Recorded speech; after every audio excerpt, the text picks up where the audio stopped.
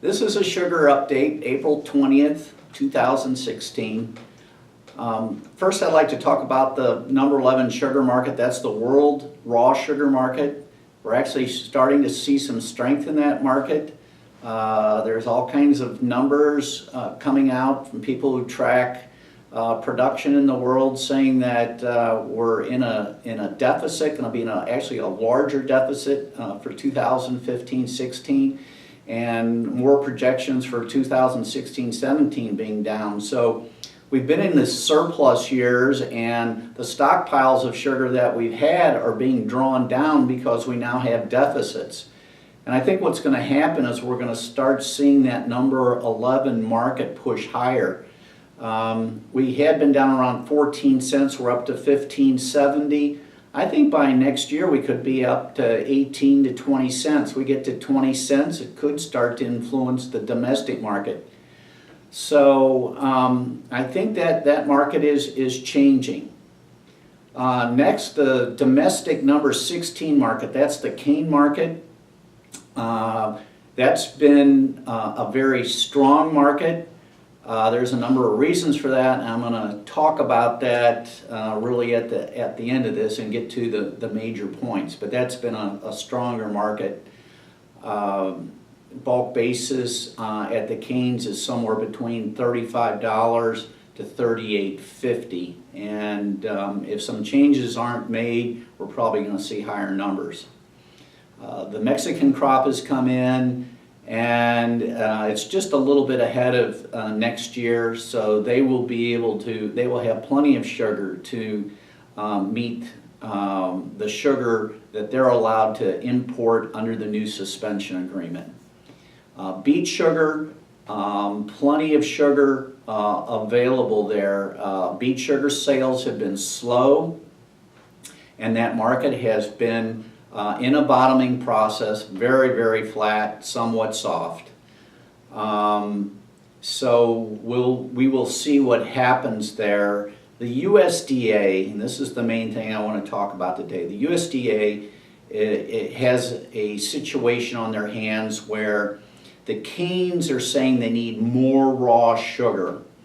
And what we don't know is, did the canes go out and sell a lot of sugar early, more sugar than normal, which is my sense is somewhat what they did.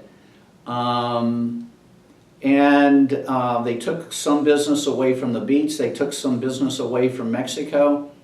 Now they are saying they need more raw sugar, and they basically are saying it's because there's more demand for cane sugar. And I think there's some truth to that, but that's a degree conversation. There's been some conversion to cane sugar, but it hasn't been just a huge number. And obviously, if they took some business early away from the beets have to search out that business. And I think that's why the beet numbers are going a little bit slower.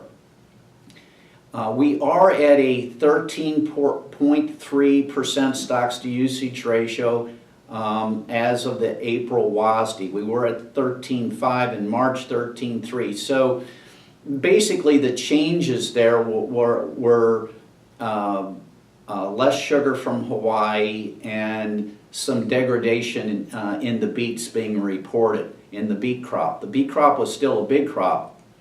But there was degradation reported, so that number changed. The USDA is getting pushed by the canes very, very hard, and obviously they can't bring in just all kinds of cane sugar. They don't want to go way over 13.5%, or there'll be way too much sugar here. And the beets need to sell their sugar, and that crop needs to get rationed. If they cannot do it, they can land up forfeiting to the government. The government doesn't want to take forfeitures. So they're in a dilemma. You know, they want to please the beets, they want to please the canes. Ultimately, I think what will take place is that the USDA will allow just a little bit more cane sugar in. They probably won't get the canes off their back, but they will appease them in that they did something. But it's probably not going to be what they expect. It's going to be a lot smaller. And probably a little something can be done, will not hurt the beets.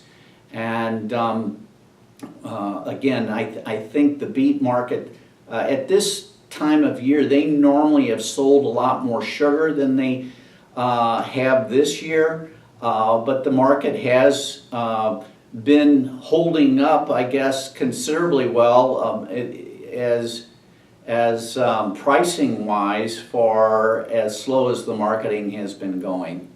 And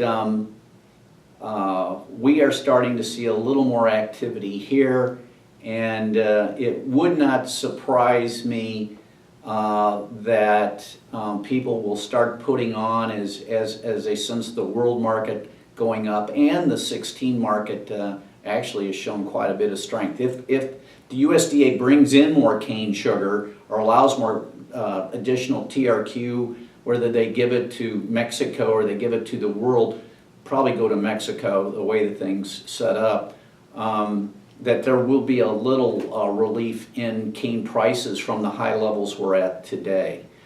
But my sense going forward here is, again, we've probably been in a year in this in a flat market.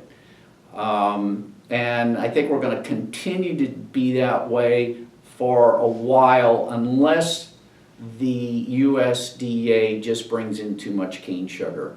So steady as she goes is what I call the market. Thank you.